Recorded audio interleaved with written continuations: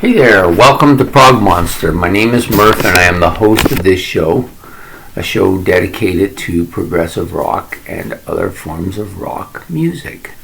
So here we are, day 23 of the Great Prog War. Actually, this is day 24 of the Great Prog War. This is battle number 23. So this battle is very similar to yesterday's in that it started out me thinking it wouldn't be as close as it was, but it turned out to be much closer than I thought. So today's combatants, Camel with their album Mirage, many consider to be one of the essential prog albums to own, a must-own album. And then we have Wishbone Ash and their Argus album. I did not copy the years down, but I think the Mirage album, if I'm not mistaken, came out in 74, and the Argus album in 71 or 72. I forgot to copy it down, but it's okay. The main thing is most people will know these two albums because I think these are pretty much the best albums by these two bands. Some may argue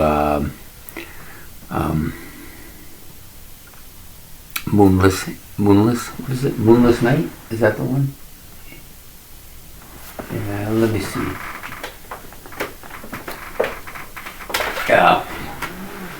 Yeah, Moonless. Oh, sorry. Moon Madness by Camel. Some may argue that's the best album, or they might say Snow Goose. But I think Argus is pretty much generally considered the best Wishbone Ash album. Now, I have not owned either of these albums at any time in my history. I had heard the Camel's Mirage album before, but basically since the beginning of this tournament, I've heard both albums twice. Okay, so there are some similarities between the two albums. I'm going to be doing this a little bit different rather than critique one album and then the other. I'm going to compare a couple things here instead. So there are some similarities between the two albums. First of all, they're prog albums, so that's one similarity right off the bat.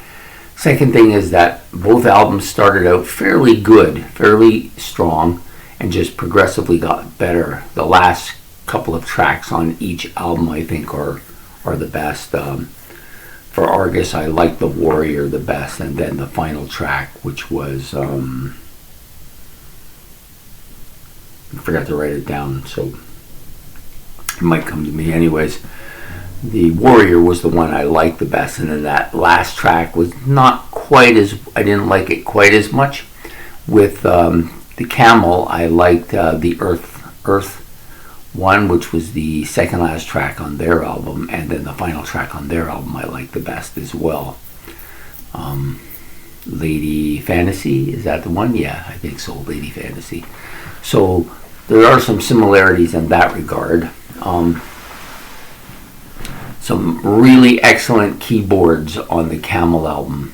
Strong and pretty aggressive keyboards too, I would say, especially for a Camel album.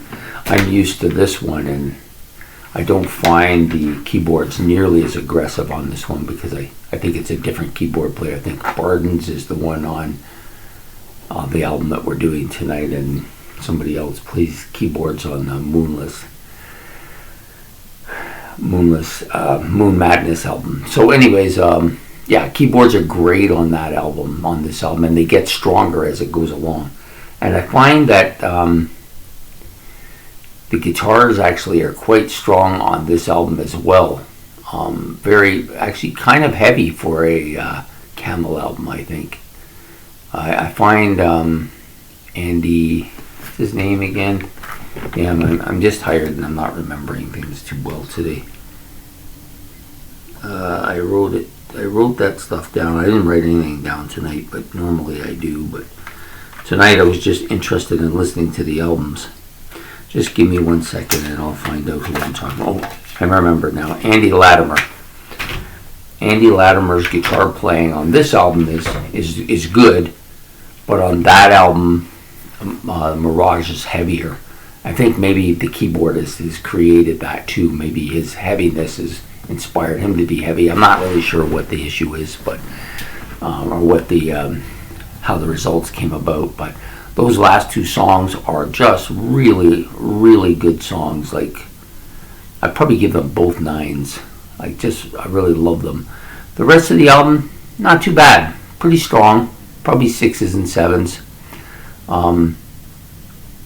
The two instrumentals, which are the last song and the third song, are good for instrumental. I'm not generally an instrumental person, and so that will weaken their strength. That will weaken the whole album by having the instrumentals, but they're good instrumentals, so it doesn't weaken it too much. I think if Camel has a weakness, it's the vocals. Vocals are not bad. I'm not going to say he's not bad. He doesn't have a bad voice or anything. Just not too memorable. They're kind of ordinary, the vocals, I guess is a good way to put it. Ordinary vocals, not super strong like maybe like Yes has, or Rush, somebody like that who's really notable and very strong vocals. I don't find that with Camel at all, but that's fine. It kind of suits their more mellow sound on most of their albums. This album though is a lot more aggressive, so a better vocalist probably would have made this album even stronger.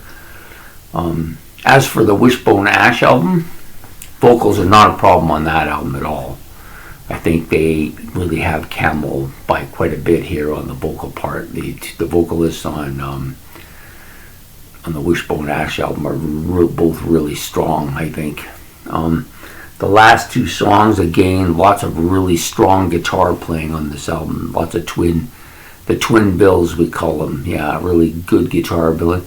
I found the album a little bit soft at the beginning, which isn't normally a problem with me because Camel's a bit of a soft band that way too. But I think the soft songs tend to take longer to kind of come to fruition with me.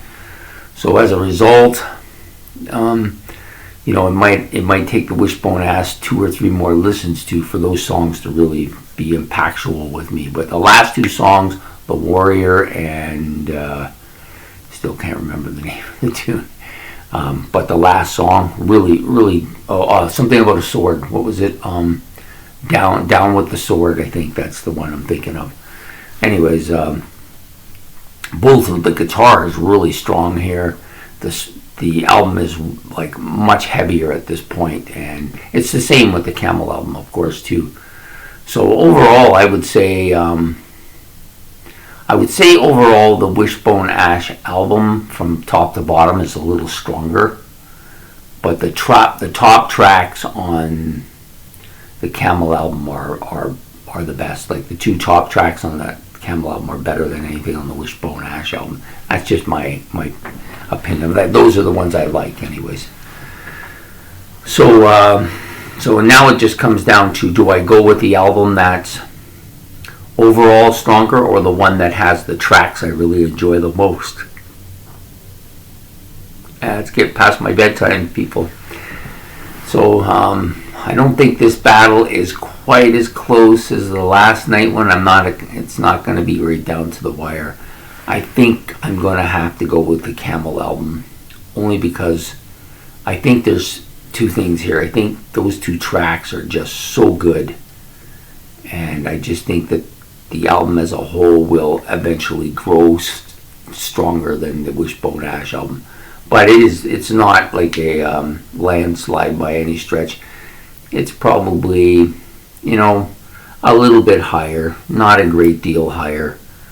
I went in thinking the Camel album was probably better, and I've come out with that kind of same perspective, but it's closer than I originally thought. I thought it would be, more like a bigger gap between the two. It's a lot closer than it was. So Camel is going to be the band that is going to move on in this Prog War, battle number 23. On to the next round number 3. And The Argus album probably was a victim of coming up against somebody who wasn't too dissimilar from it, and they were just a little bit less than. But, you know, anybody who's interested in buying, who's interested in getting into prog music, they will not go wrong with either of those albums. I intend to get both of them myself. I just think they're both really strong albums. Just happen to like the Camel one just a little bit more. And it might be because I already have 2 or 3 Camel albums already, so I've gotten a little more familiar with their style of music. Not so much with the Wishbone Ash. The only Wishbone Ash I heard was some of the earlier stuff, which was much heavier and more rocky and less progressive. So perhaps it's just a different frame of mind. Sorry, I'm trying desperately to put the insert back into this case, and it just doesn't want to go. There, we got her. Anyways, I hope you enjoyed this video. If you did, please subscribe, like, make your comments below. It's much appreciated. And we'll be back on, well, this video will come out in the morning, and then we'll be back with the next battle. Is it the last battle of this round? Let me check it just to make sure. Yes, the last battle of this round will face the group called Fantasy against Palace. Interesting battle, very different bands, very different. So I'm not sure how that's going to turn out either. And you know, that's what makes it interesting. You know, you get to listen to this and you say, wow, this is better than I thought it was, or this is worse than I thought it was. That doesn't happen too often, but it has happened on occasion. Anyways, please have a good night, and we'll see you in the next battle. So, good night.